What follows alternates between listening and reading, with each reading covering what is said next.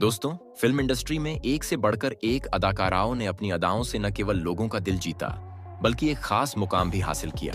उनमें से कुछ एक्ट्रेस ऐसी भी हैं जो आज भले ही इंडस्ट्री में नजर ना आती हो, लेकिन आज भी वो लोगों के दिलों पर राज कर रही हैं। उन्हीं में से एक एक्ट्रेस है ममता कुलकर्णी, जिन्हें लोग आज भी उनके गाने मुझको राणा जी माफ करना के लिए याद करते हैं। आज भी कहीं यह गाना बज जाए तो लोगों के जहन में ममता की छवि उभर आती है। लेकिन सभी अपनी किस्मत सोने की कलम से लिखाकर नहीं लाते हैं, और हमारी ममता के केस में भी कुछ ऐसा ही है, क्योंकि जितनी वह अपनी प्रोफेशनल लाइफ के लिए लाइमलाइट में रहती हैं, उससे कहीं ज्यादा वो पर्सनल लाइफ में विवादों से घिरी रही है, जिसका असर पड़ा उनके करियर पर। और एक समय ऐसा आया कि उन्हें उनकी लाइफ में चल रही कंट्रोवर्सीज के चलते फिल्में मिलना बंद हो गईं, जिस वजह से उन्होंने धीरे धीरे फिल्म इंडस्ट्री से दूरी बना ली और एक नई जिंदगी की शुरुआत की। लेकिन इस नई जिंदगी में उन्होंने क्या खास किया, ये जानने से पहले वीडियो को लाइक और शेयर कर दें। 20 अप्रैल 1972 को मुंबई शहर में जन्मी ममता कुलकर्णी एक मराठी परिवार से ताल्लुक रखती है। बता दे, जिस ममता कुलकर्णी पर हर उम्र का एक्टर जान छिड़कता था, उन्हें इस फिल्म इंडस्ट्री की राह दिखाने वाली कोई और नहीं बल्कि उनकी माँ थी। दरअसल एक बार उनकी माँ ने अखबार में ऑडिशन का एडवर्टाइजमेंट देखा और उसे देखकर उन्होंने सोचा कि क्यों ना वो ममता को भी ऑडिशन दिलवा दे। इसी उम्मीद के साथ वो उन्हें ऑडिशन सेट पर ले गई, जहां ममता को पहले ही ऑडिशन में सेलेक्ट कर लिया गया। अब इसे ममता की खुशकिस्मती कहें या फिर हुस्न का जादू, जिसने जजेस को उनका मुरीद बना दिया। हालांकि कंपटीशन कोई भी हो, जजेस को इतनी आसानी से इम्प्रेस करना कोई आसान बात नहीं थी, लेकिन ममता कुलकर्णी ने यह कर दिखाया, और इसका फायदा भी ममता को हुआ, क्योंकि इस सिलेक्शन के बाद ममता के पास मॉडलिंग के ऑफर्स की बरसात होने लगी और देखते ही देखते उनकी चर्चा फिल्म इंडस्ट्री में होने लगी। साल 1991 में ममता को बड़े बैनर तले साउथ की एक फिल्म में देखा गया, जिसका नाम था नान बर्गल। फिल्म की सक्सेस के बाद ममता को साउथ की दूसरी फिल्म का ऑफर मिला, जिसका नाम प्रेमा सिकरम था, और इस फिल्म के बाद ममता साउथ की सुपरस्टार बन गई, जिसके बाद उनके लिए बॉलीवुड के दरवाजे भी खुल गए। लेकिन शुरुआती दौर में ममता को बॉलीवुड में वो क्रेडिट नहीं मिला जैसा उन्हें साउथ इंडस्ट्री से मिला था। यहाँ तक कि साउथ में तो लोगों ने ममता को एक देवी का रूप भी दे दिया था।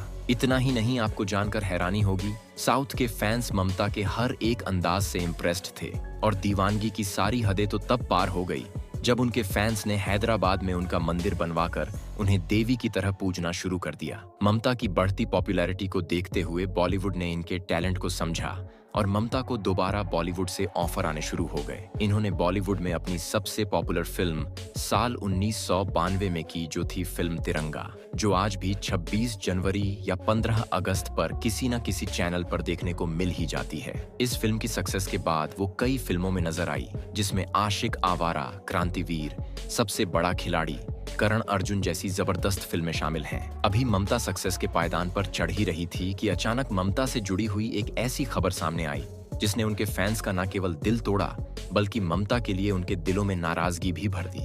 असल में ममता ने एक ऐसा फोटोशूट करवाया जो टॉपलेस था, जिसे देखकर फैंस के होश उड़ गए लोगों ने इसका पुरजोर विरोध किया। दरअसल ममता ने स्टारडस्ट मैगजीन के लिए साल 1993 में टॉपलेस शूट करवाया था। बता दे, ये वो दौर था जब औरतों की सादगी उनके पूरे कपड़ों से जाहिर होती थी।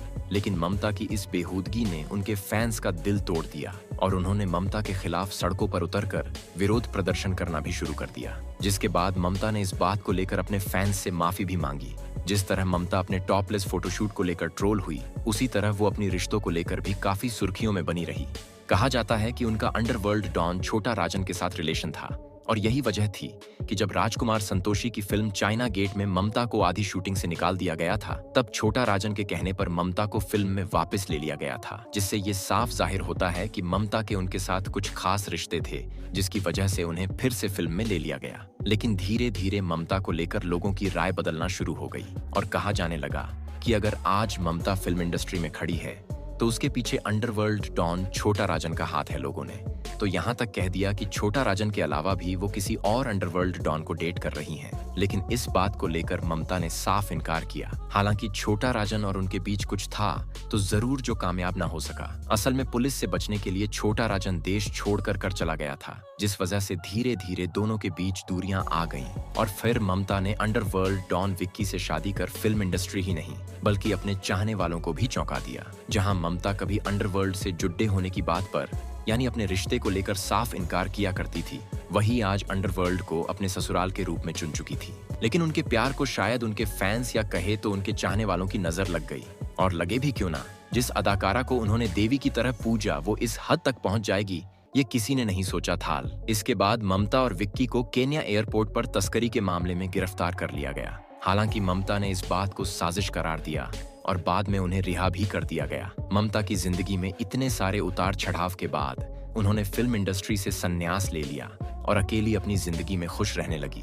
धीरे धीरे लोग ममता को भूलने लगे, लेकिन एक बार फिर वो लोगों के सामने आई और जिस तरह लोगों के बीच आई, उन्हें देखकर हर कोई हैरान रह गया। दरअसल इस बार भी एक साध्वी के रूप में नजर आई। इसके बाद हर कोई ममता के बारे में जानकारी बटोरने लगा। अभी फैंस ममता के बारे में रिसर्च कर ही रहे थे कि तभी वो अपनी ऑटोबायोग्राफी एन योगिनी को लेकर दुनिया के सामने आई, जिसमें उन्होंने बताया कि वह एक आम जीवन जीना चाहती थी। उन्होंने कभी भी फिल्मों में आने के बारे में नहीं सोचा था, लेकिन किस्मत कहे या माँ की इच्छा वो आ गई। साथ ही उन्होंने ये भी बताया कि अब वो पूरी तरह से ऊपर वाले की भक्ति में लीन हो चुकी है और आध्यात्म की राह चुन चुकी है और वह अब साध्वी का जीवन व्यतीत कर रही है। उम्मीद करते हैं आपको आज का हमारा ये वीडियो पसंद आया होगा।